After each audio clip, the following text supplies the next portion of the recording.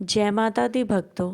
तो आज हम आपके लिए लेकर आए हैं दुर्गा सप्तशती क्यों शापित है। तो आइए सुनते हैं, ध्यान से सुने। दुर्गा सप्तशती एक रहस्यमय और शक्तिशाली ग्रंथ है। जय माता दी भक्तों, क्या कोई पवित्र ग्रंथ भी शापित हो सकता है? क्या कोई ऐसा ग्रंथ है जिसे पढ़ने से पहले विशेष सावधानी बरतनी पड़ती है, अन्यथा अनिष्ट हो सकता है? दुर्गा सप्तशती को लेकर ऐसी ही अनेक रहस्यमयी मान्यताएं प्रचलित हैं। यह केवल देवी महात्म्य का वर्णन करने वाला ग्रंथ ही नहीं है, बल्कि एक गूढ़ तांत्रिक ग्रंथ भी है, जिसके उच्चारण मात्र से देवी शक्तियाँ सक्रिय हो जाती हैं। लेकिन यदि इसे अनुचित विधि से पढ़ा जाए तो यह जीवन में भयंकर संकट भी ला सकता है। आखिर क्यों इसे शापित माना जाता है? कौन सा रहस्य इस ग्रंथ के पीछे छिपा है? चलिए इस रहस्यमय ग्रंथ की गहराइयों में उतरते हैं और जानते हैं कि इसके शापित होने के पीछे कौन कौन सी पौराणिक और आध्यात्मिक कथाएं प्रचलित हैं। दुर्गा सप्तशती, जिसे चंडी पाठ भी कहा जाता है, दुर्गा हिंदू धर्म के अत्यंत शक्तिशाली ग्रंथों में से एक है।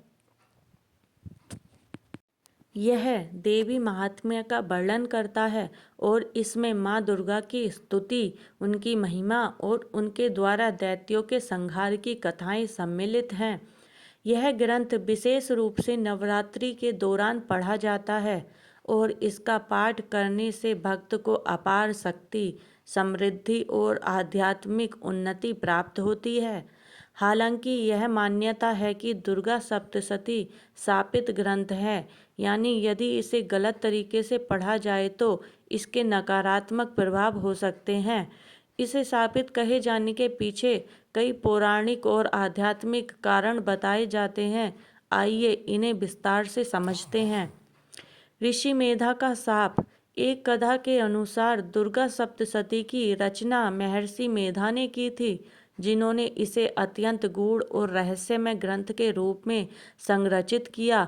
उनका यह कहना था कि जो कोई भी इस ग्रंथ का गलत तरीके से उपयोग करेगा या इसे अपवित्र स्थान पर पढ़ेगा, उसे इसके विपरीत प्रभाव झेलने पड़ सकते हैं। ऋषि मेधा ने इसे एक तांत्रिक ग्रंथ के रूप में भी वर्णित किया, जिसमें अनेक बीज मंत्र और गुप्त शक्तियाँ छिपी हुई हैं।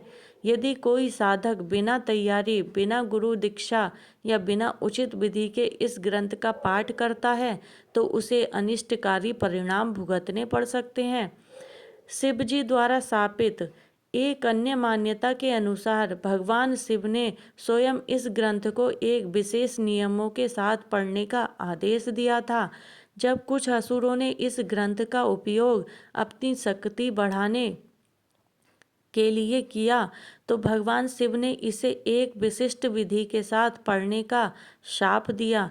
शिवजी ने कहा, यदि कोई बिना श्रद्धा, बिना उचित उच्चारण या बिना साधना के इसका पाठ करेगा तो यह उसके लिए हानिकारक सिद्ध होगा। इसी कारण इसे शापित ग्रंथ माना जाने लगा। महाकाली की उग्र शक्ति। दुर्गा सप्तशती में 3 मुख्य देवियों महाकाली, महालक्ष्मी और महासरस्वती की स्तुति की गई है। इनमें से महाकाली का स्वरूप अत्यंत उग्र और तामसिक माना जाता है। महाकाली की शक्ति विध्वंसकारी होती है और यदि कोई साधक इस ग्रंथ का पाठ नियमों का पालन किए बिना करता है तो उसकी जीवन में उथल पुथल हो सकती है। ऐसी मान्यता है कि यदि दुर्गा सप्तशती का गलत उच्चारण किया जाए या इसे अनुचित स्थान पर पढ़ा जाए तो इससे नकारात्मक ऊर्जा उत्पन्न हो सकती है, जो पाठ करने वाले के लिए घातक सिद्ध हो सकती है। तांत्रिक प्रभाव और सिद्धियां। दुर्गा सप्तशती को तंत्र साधना से भी जोड़ा जाता है। कई तांत्रिक और साधक इस ग्रंथ का उपयोग विशेष सिद्धियां प्राप्त करने के लिए करते हैं। इसमें कई ऐसे मंत्र होते हैं जो साधना के लिए अत्यधिक शक्तिशाली माने जाते हैं। यदि कोई साधक इस ग्रंथ को बिना उचित विधि या बिना गुरु दीक्षा के पढ़ता है तो वह उन शक्तियों को सही तरीके से नियंत्रित नहीं कर पाता और उसका जीवन कठिनाइयों से भर सकता है। यही कारण है कि इसे सावधानी पूर्वक और नियमों का पालन करते हुए पढ़ने की सलाह दी जाती है। बिना संकल्प और समर्पण के पाठ करना। दुर्गा सप्तशती का पाठ एक विशेष संकल्प और समर्पण के साथ किया जाना चाहिए।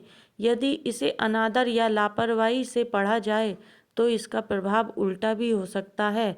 ऐसा कहा जाता है कि इस ग्रंथ का पाठ करते समय यदि साधक की मानसिक स्थिति सही ना हो तो यह जीवन में कष्टकारी परिस्थितियां उत्पन्न कर सकता है।